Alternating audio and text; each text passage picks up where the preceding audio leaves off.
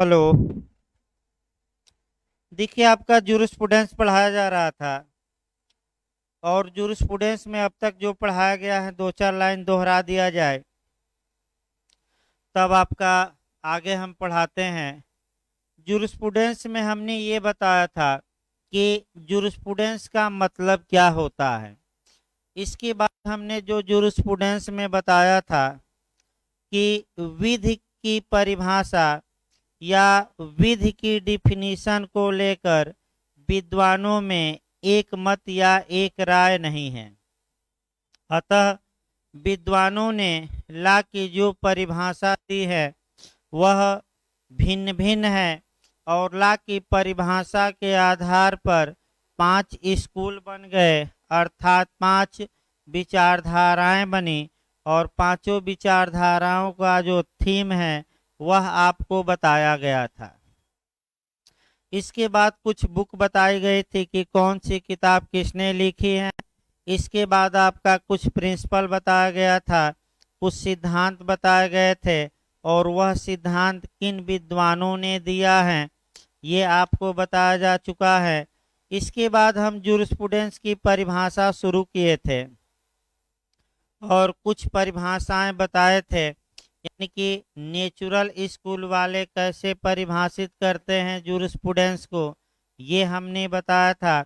Natural school में आपका अल्पियन और सिसरो की परिभाषा बताई गई थी और सिसरो की परिभाषा पिछली बार आपका यूपी जे में भी आया है, फिर आपका अल्पियन का भी आया है कि डाइजेस्ट नामक पुस्तक किसने लिखी थी, तो ये बताया गया।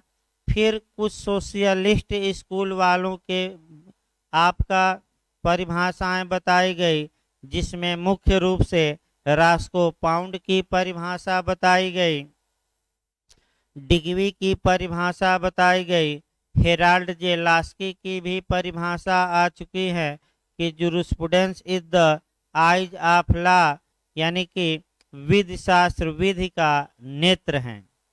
इसके बाद पिछली बार यूपीजे में जूलियस स्टोन की परिभाषा आई थी कि विधि शास्त्र अधिवक्ताओं की बहिर्मुखी अभिव्यक्ति है, यानी कि जूरिस्प्रूडेंस आपका क्या है, तो लायर्स एक्स्ट्रावर्जन, बहिर्मुखी अभिव्यक्ति, अर्थात जूलियस स्टोन स्वयं एक एडवोकेट थे और ये मानते थे कि जब न्यायालय में कोई एडवोकेट अपने तर्क रखता है, विचार रखता है और तो उसी का अध्ययन ही आपका जूरिस्प्रूडेंस में किया जाता है। अब हमें चलना है एनालिटिकल स्कूल के विचारकों के बारे में और यहाँ से भी आपका क्वेश्चन बनता है। विश्लेषणात्मक विचारधारा यानी कि एनालिटिकल स्कूल या विश्लेषणात्मक विचारक कैसे परिभाषित करते हैं, इसे उन विचारकों का विचार देखना है। विचारक आपका एनालिटिकल जो आपका विचारक हैं उनमें सर्वप्रथम आते हैं जॉन ऑस्टिन। कई बार इनके बारे में हम डिटेल में आगे देखेंगे, लेकिन जॉन ऑस्टिन के बारे में तीन चार नियमों को जानिए। और आपका जॉन ऑस्टिन दो क्वेश्चन एक साथ यूपीजे में आ चुका है कि फादर ऑफ आंग्ल लॉ, यानी कि आंग्ल विधि या इंग्लैंड की विधि का फादर कौन माना जाता है। इंग्लैंड की विधि का फादर जूरिस्प्रूडेंस में किसे माना जाता है, तो आपका जवाब रहेगा जॉन ऑस्टिन। आयोग एक बार दो क्वेश्चन बनाया है। दूसरा क्वेश्चन बना है एनालिटिकल स्कूल अर्थात विश्लेषणात्मक विचारधारा का पिता कौन है, तो आपका जवाब रहेगा जॉन ऑस्टिन। अब एक क्रम भी बना लेना है। जॉन ऑस्टिन जब भी पढ़िए, जो नए नए मॉडल उत्पन्न हो रहे हैं, आपका गुरु और चेला बना लेना है। तो चेला हमेशा गुरु से एक कदम आगे रहता है। जॉन ऑस्टिन की परिभाषा हम अभी बताते हैं, लेकिन जॉन ऑस्टिन के बारे में आपका क्रम गलत न हो। जर्मी बेंथम, जर्मी बेंथम बनाइएगा, फिर आपका इसके बाद ऑस्टिन बनाइएगा। ऑस्टिन के बाद आपका हेंस केल्सन बना लीजिएगा, और हेंस केल्सन के बाद प्रोफेसर HLA हार्ट बना लीजिए। फिर मैं बता दूं कौन कौन क्रम से लिखना है। जर्मी बेंथम, ऑस्टिन, केल्सन और हार्ट। देखिए, जो आगे वाले हैं ये गुरु हैं और बाद वाले चेले या शिष्य हैं। तो हमेशा कहा जाता है कि चेला गुरु से एक कदम आगे रहता है। और यूपीजे में ऐसा मॉडल भी एक बार बना है, और वह बना है कि हेंस केल्सन को किससे एक कदम आगे माना जाता है। तो चूंकि हेंस केल्सन के गुरु ऑस्टिन थे, अतः हेंस केल्सन को ऑस्टिन से एक कदम आगे माना जाता है। अब इसको क्रम बना लेना है। जॉन ऑस्टिन किससे एक कदम आगे थे? जर्मी बेंथम से। केल्सन किससे एक कदम आगे थे? तो ऑस्टिन से। और हार्ट किससे एक कदम आगे थे? तो केल्सन से। आइए इसी वाक्य को कि चेला गुरु से एक कदम आगे रहता है, हम थोड़ा रानीत में भी जोड़ें। फिर एक बार आपको बता दिया जाए, जो इलस्ट्रेशन दिए जाते हैं किसी की भावनाओं को ठेस पहुंचाने के लिए नहीं दिया जाता, और ये एक जनरल वे में लीजिए समझने के लिए। आइए गुरु चेला देखा जाए। हमेशा चेला चीनी हो जाता है और गुरु गुरु रह जाते हैं। पहला उदाहरण मोदी जी और आडवाणी जी पर देखा जाए। मोदी जी के गुरु आडवाणी जी थे, और जब जब पीएम बनने की बारी आई, तब तक कुछ न कुछ उनके साथ घटित हो गया, और अंत में जब बारी आई तो चेला गुरु को बाहर करके क्या बन गया? पीएम। यानी कि आडवाणी से एक कदम आगे कौन निकल गए? मोदी। इसी प्रकार आप केजरीवाल और अन्ना हजारे का देख सकते हैं। केजरीवाल के गुरु अन्ना हजारे थे, लेकिन देखिए अन्ना हजारे वहीं रह गए, और केजरीवाल जो चेला था अन्ना का, वह एक कदम क्या हो गया? आगे बढ़ गया और दिल्ली का सीएम बन बैठा। तो हमेशा ये इतिहास गवाह रहा है। आगे देखा जाए, जॉन ऑस्टिन आपका ये एनालिटिकल स्कूल के भी फादर हैं। तो जॉन ऑस्टिन जूरिस्प्रूडेंस को कैसे परिभाषित करते हैं? जॉन ऑस्टिन ये कहते हैं कि जो ये जूरिस्प्रूडेंस है या विधिशास्त्र है, यह विध्यात्मक विधि, विध्यात्मक विधि माने पॉजिटिव लॉ का दर्शन है। यानी कि आपका विधिशास्त्र विध्यात्मक विधि का दर्शन है। यहाँ दर्शन का मतलब हुआ साइंस से हुआ, यानी कि विधिशास्त्र के अंतर्गत जो एक्चुअल लॉ है, जो पॉजिटिव लॉ है, उसी का क्रमबद्ध अध्ययन किया जाता है। अब समस्या ये आई कि आखिर पॉजिटिव लॉ क्या है? तो जब ऑस्टिन डिटेल में हम चलाएंगे तब तो आपको पढ़ाएंगे ही, लेकिन यहाँ आपको जो देखना है वह ये देखना है कि पॉजिटिव लॉ का मतलब क्या हुआ। तो एक लाइन हम समझा देते हैं। पॉजिटिव लॉ का मतलब हुआ कि किसी संप्रभु द्वारा अपने अधीनस्थों के आचरण के लिए बनाए गए जो रूल हैं, नियम हैं, उसी को पॉजिटिव लॉ कहते हैं। और ये और इसी नियम का ही आपका अध्ययन, क्रमबद्ध अध्ययन किसमें किया जाता है? आपका जूरिस्प्रूडेंस में। अगला क्वेश्चन जो जॉन ऑस्टिन से बना है वह ये बना है कि जॉन ऑस्टिन के बारे में अगला क्वेश्चन जो बना है वह भी काफ़ी महत्वपूर्ण है कि जॉन ऑस्टिन ने जूरिस्प्रूडेंस को कितने काइंड्स में डिवाइड किया, कितने भागों में डिवाइड किया, ये भी क्वेश्चन बन सकता है। तो जहाँ तक जॉन ऑस्टिन की बात है, इन्होंने विधिशास्त्र को दो वर्गों में विभाजित किया। एक जनरल जूरिस्प्रूडेंस यानी कि सामान्य विधिशास्त्र और दूसरा पर्टिकुलर जूरिस्प्रूडेंस यानी कि विशिष्ट विधिशास्त्र।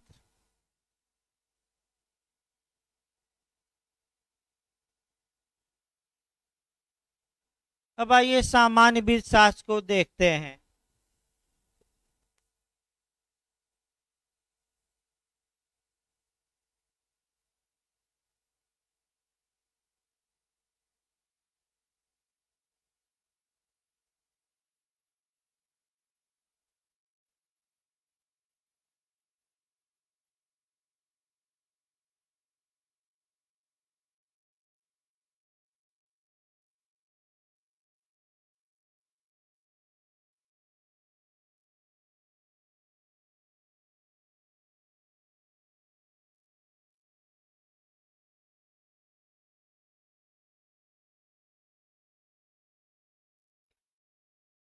देखिए, आपका जॉन ऑस्टिन ने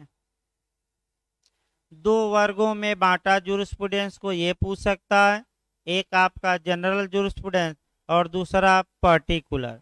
अब जनरल जूरिस्प्रूडेंस में क्या होता है, पर्टिकुलर जूरिस्प्रूडेंस में क्या होता है, ये एक एक लाइन समझ लेना है। देखिए, ये जो जनरल जूरिस्प्रूडेंस है, ये जॉन ऑस्टिन ये कहते हैं कि इसके द्वारा आपका कंपैरेटिव स्टडी की जाती है, यानी कि पूरे विश्व में लॉ के कौन कौन से नियम एक जैसे हैं, यानी कि कौन से लॉ के नियम पूरे वर्ल्ड में एक समान पाए जाते हैं और एक समान पाए जाते हैं, उसका जब अध्ययन किया जाएगा तो वह किस जूरिस्प्रूडेंस में आएगा? जनरल। जैसे कि उदाहरण के तौर पे आपका रेस जुडिकेटा हो गया यानी कि प्रांग न्याय, स्टापेल यानी कि विबंध हो गया, प्रोटेक्शन अगेंस्ट डबल जियोपार्डी यानी कि दोहरे खतरे से संरक्षण हो गया। ऑस्टिन ये बताते हैं कि ये जो नियम है ये एक देश में नहीं, लगभग हर एक देश के विधि में पाए जाते हैं और इसका अध्ययन किसमें किया जाता है? तो जनरल जूरिस्प्रूडेंस। और जब कोई लॉ का नियम किसी विशिष्ट कंट्री में ही पाया जाता हो, पूरे विश्व में नहीं, तो उन नियमों का अध्ययन हम किसमें करते हैं? पर्टिकुलर जूरिस्प्रूडेंस में या स्पेसिफिक जूरिस्प्रूडेंस में। आपका ये ऑस्टिन बताते हैं। ऑस्टिन के बारे में फिर दो तीन बातें और हम देख लें जो कंपटीशन में पूछी गई हैं, और वह बात है, देखिए ऑस्टिन फिर क्या बताते हैं। आपका तीन एंगल से हम ऑस्टिन को और बताते हैं। ये जो सॉवरेंटी है, संप्रभुता, संप्रभुता के गुण पूछे जाते हैं, कितने प्रकार की होती है ये। इसके बाद आपका कमांड या समादेश भी पूछा गया है कि ऑस्टिन के अनुसार समादेश कौन कौन होते हैं, कमांड कौन कौन होते हैं। तो जब भी दोनों क्वेश्चन आए तो अगर संप्रभुता या समादेश पूछे तो संप्रभुता के गुण आपका निगेटिव भी होते हैं, पॉजिटिव भी, और कमांड पूछे तो कमांड भी या समादेश भी पॉजिटिव और निगेटिव दोनों होता है। ये दोनों क्वेश्चन यूपीजे में आ चुके हैं, इसको अच्छे से क्या करना है, तैयार।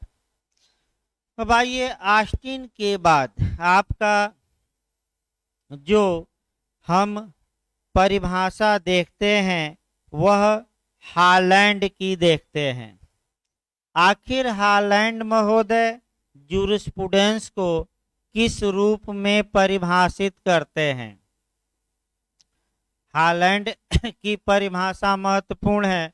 ये परिभाषा भी आप सॉल्व देखते रहिए, यूपीजे में आ चुकी है, कई बार रिपीट किया है। देखिए,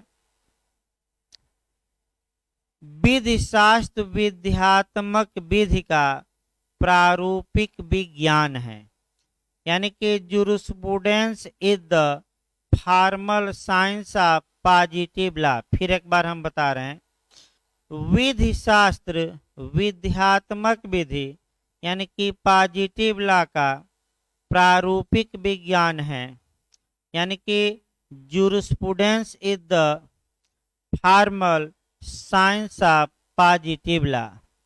अब यहाँ आपको एक एक शब्दों का चीड़-फाड़ करना है।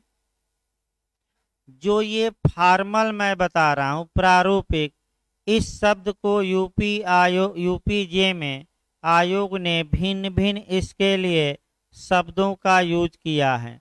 प्रारूपिक को कभी औपचारिक लिख दिया है, प्रारूपिक शब्द की जगह कभी रचनात्मक लिख दिया है, तो घबराना नहीं है।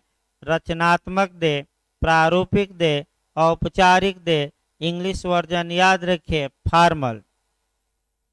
इसका मतलब ये हुआ कि ऑस्टिन के ही अनुसार ये भी कहते हैं कि आपका जूरिस्प्रूडेंस वह है जिसमें कि पॉजिटिव लॉ यानी कि सॉवरेन द्वारा अपने सबऑर्डिनेट के लिए जो रूल बनाए जाते हैं, यानी कि पॉजिटिव लॉ का फॉर्मल एक्सप्रेशन है, उसकी कह सकते हैं कि उसकी औपचारिक अभिव्यक्त है। यानी कि जूरिस्प्रूडेंस में आपका जो अध्ययन किया जाता है वह केवल और केवल किसका किया जाता है, बाहरी बातों का नहीं, बल्कि केवल किसका, पॉजिटिव लॉ। ये भी ऑस्टिन से ही क्या है, थोड़ा रिलेटेड। अब आइए, ऑस्टिन ने चूंकि जूरिस्प्रूडेंस को दो भागों में बांटा था, एक सामान्य विधिशास्त्र और दूसरा विशिष्ट विधिशास्त्र, तो हालैंड इसकी आलोचना करते हैं और इसकी आलोचना करते हैं बंटवारे की। अब आइए, सामंड की परिभाषा देखा जाए। जहाँ तक आपका हालैंड के बाद जो परिभाषा आपकी देखनी है, ये सामंड की देखनी है। एक दो परिभाषाएं और मुख्य बची हैं, तब आगे बढ़ा जाएगा। सामंड का आपका क्वेश्चन पूछा जाता है, देखिए क्या ये परिभाषित करते हैं। विधि शास्त्र नागरिक विधि के प्रथम सिद्धांतों का विज्ञान है, यानी कि science of first principle of civil law, यानी कि jurisprudence is the science of first principle of civil law, यानी कि नागरिक विधि के प्रथम सिद्धांतों का विज्ञान है। अब नागरिक विधि क्या है, सिविल लॉ क्या है, तो नागरिक विधि का मतलब ये बताते हैं जो लॉ यानी कि जो विधि किसी पर्टिकुलर देश में प्रचलित हो, यानी कि जो कानून किसी पर्टिकुलर देश में प्रचलित हो, अर्थात जो कानून भारत में प्रचलित हैं उसके जो फर्स्ट प्रिंसिपल हैं उसी का ही जूरिस्प्रूडेंस में अध्ययन किया जाता है। इंग्लैंड में प्रचलित है, अमेरिका में प्रचलित है। चूंकि ये आपका, चूंकि कह सकते हैं कि ये आपका विशिष्ट विधिशास्त्र को प्रश्रय देते हैं। अतः ऑस्टिन ने जो बंटवारा किया था, जूरिस्प्रूडेंस को दो भागों में बांटा था, उसकी ये आलोचना करते हैं। कौन? सामंड। और कह सकते हैं कि ये जनरल जूरिस्प्रूडेंस को मानने से इनकार करते हैं। ये क्वेश्चन भी आ चुका है कि सामंड किसके समर्थक हैं, सामान्य विधिशास्त्र के विशिष्ट की दोनों। विशिष्ट ऑस्टिन के बंटवारे की आलोचना कौन विद्वान करता है? तो आपका सामंड भी करता है। सामंड ने किस विधिशास्त्र को प्रश्रय दिया? Particular jurisprudence. पर्टिकुलर जूरिस्प्रूडेंस का मतलब क्या हुआ? जो किसी एक देश में पाया जाए, पूरे विश्व में न पाया जाए। तत्पश्चात आपका कह सकते हैं कि इसके बाद जो क्वेश्चन आता है वह आता है, आपका कह सकते हैं कि हैंस केल्सन का। यानी कि हैंस केल्सन का भी कोटेशन आ चुका है। अब हैंस केल्सन के बारे में कुछ नियमों को देखा जाए, तब आपका और चीजें बताई जाए। देखिए, अभी 3-4 विद्वान आपके बचे हैं जो महत्वपूर्ण है, जहां से कंपटीशन में पूछा जाता है। अब एनालिटिकल में हम देखते हैं हैंस केल्सन।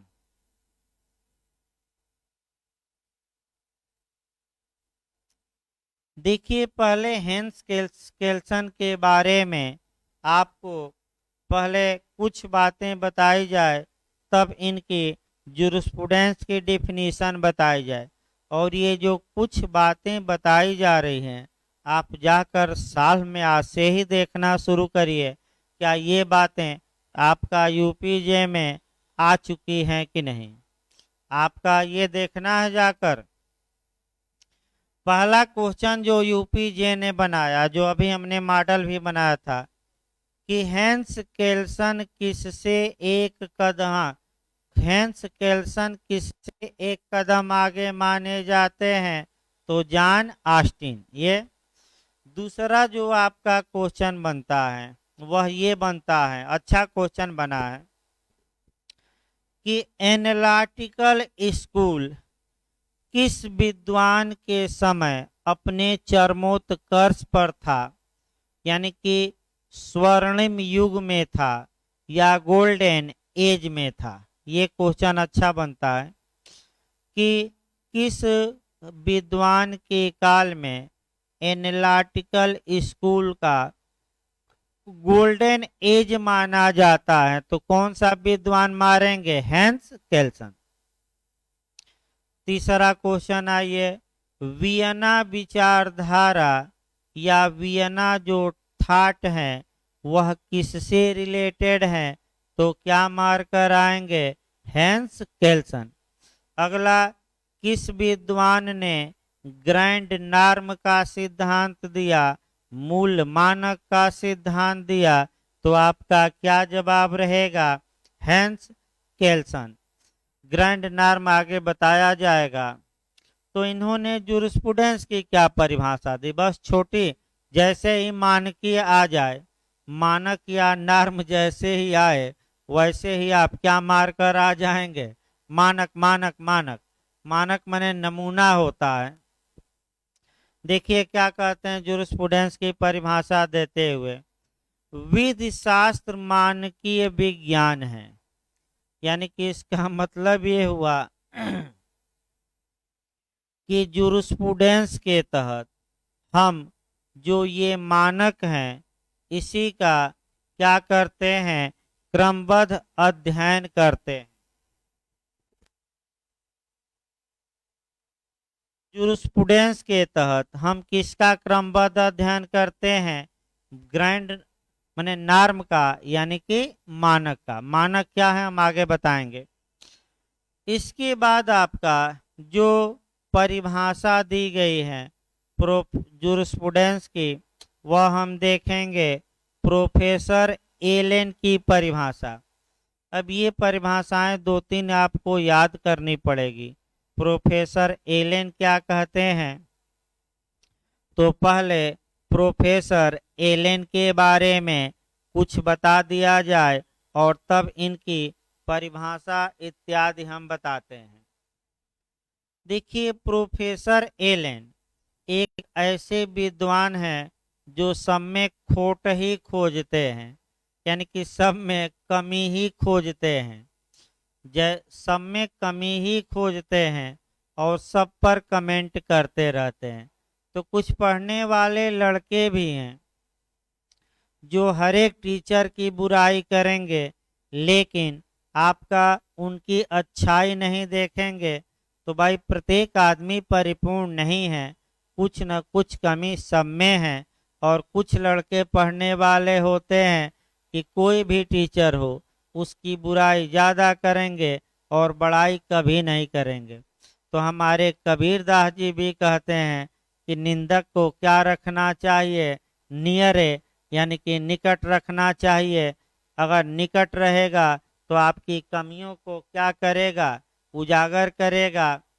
और मैं भी अपने बारे में बता दूं कि जो भी कमियां रहती हैं, जब सलाह दी जाती हैं या जब कोई हमें बताता है, तो अगर वह उचित लगता है तो तुरंत उस कमी को दूर किया जाता है।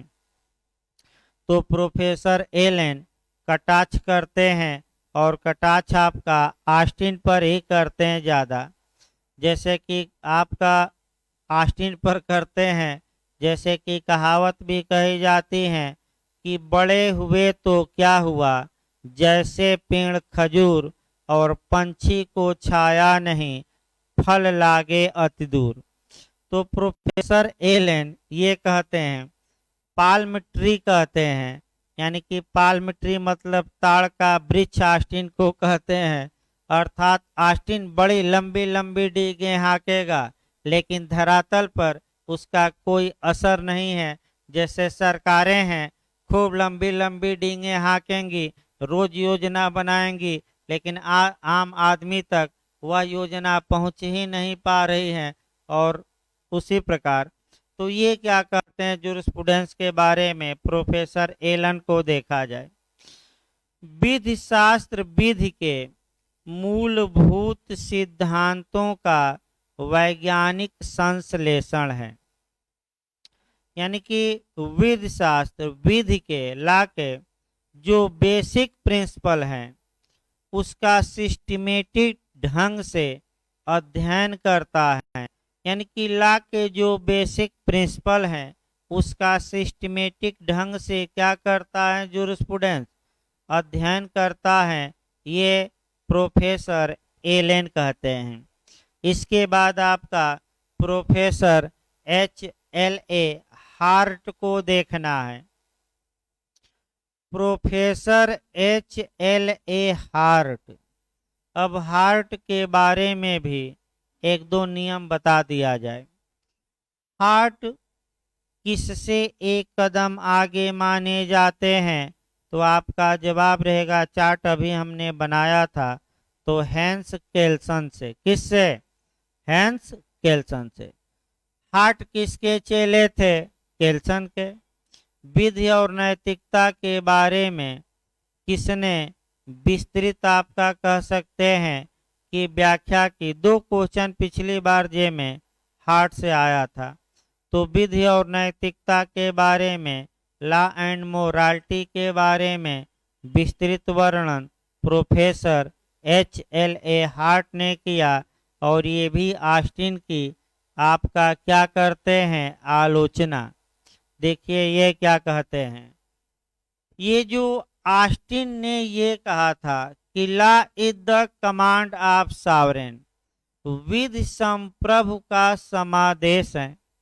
और अगर संप्रभु ने समादेश दे दिया तो जनता का ये कर्तव्य है कि उस कमांड या आदेश या समादेश को माने। अगर जनता उस समादेश का वायलेशन करती है तो ये जो संप्रभु हैं, सॉवरेन हैं, ये जनता को सेंशन देगा, अनुशास्ति देगा, यानी कि टार्चर करेगा। जेल में रखकर, मृत्युदंड देकर, जुर्माना लगाकर, प्रतिकर लगाकर, जो भी हो। अब हार्ट ये कहते हैं कि जो ये ऑस्टिन की विधि हैं, ये बंदूकधारियों की विधि हैं। बंदूकधारियों की विधि का मतलब ये हुआ कि जिस प्रकार एक बंदूकधारी आता है, पिस्टल दिखाता है और कहता है कि सब कुछ सामान दे दो और नहीं तो ऊपर पहुंचा देंगे, यानी कि ठोकिया जैसे ठोक देंगे, कहाँ पहुंच जाओगे, ऊपर। उसी प्रकार ऑस्टिन है कि संप्रभु ने ला बनाया, पालन करो नहीं तो हम क्या करेंगे, सेंशन देंगे। जबकि कानून का पालन कुछ नैतिकता वश भी लोग करते हैं, केवल डर या भय वश नहीं। तो आखिर प्रोफेसर H.L.A. हार्ट जूरिस्प्रूडेंस को किस प्रकार परिभाषित करते हैं? ये कहते हैं कि विधि शास्त्र के विज्ञान की कुंजी प्राथमिक और द्वितीयक नियमों के सहयोग या सम्मिलन में निहित है। विधि शास्त्र के विज्ञान की कुंजी प्राइमरी और सेकेंडरी जो रूल हैं या नियमों के सहयोग या सम्मिलन में निहित हैं। इसके बाद आपका जो परिभाषा बत्ती है, एक परिभाषा बत्ती है प्रोफेसर चिपमैन ग्रे की। इसका भी एक लाइन देख लिया जाए, कम पूछा गया है। विधि शास्त्र न्यायालयों द्वारा अनुसरण किए जाने वाले नियमों के अभिकथन तथा क्रमबद्ध व्यवस्था एवं उन नियमों में अंतर्निहित सिद्धांतों के विधि का विज्ञान है। फिर एक बार कोटेशन हम दोहरा देते हैं। विधि शास्त्र न्यायालयों द्वारा अनुसरण किए जाने वाले नियमों के अभिकथन तथा क्रमबद्ध व्यवस्था एवं उन नियमों में अंतर्निहित सिद्धांतों के विधि का विज्ञान है। कम चांस रहता है। इस प्रकार आपका जो भिन्न भिन्न विद्वानों की परिभाषाएं थी वो हमने कल से बताया।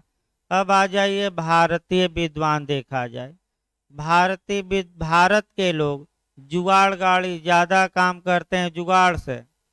तो भारत में एक डॉक्टर सेठना है, याद रखिएगा। कौन विद्वान है? डॉक्टर सेठना। तो भाई भारत के लोग करते क्या हैं?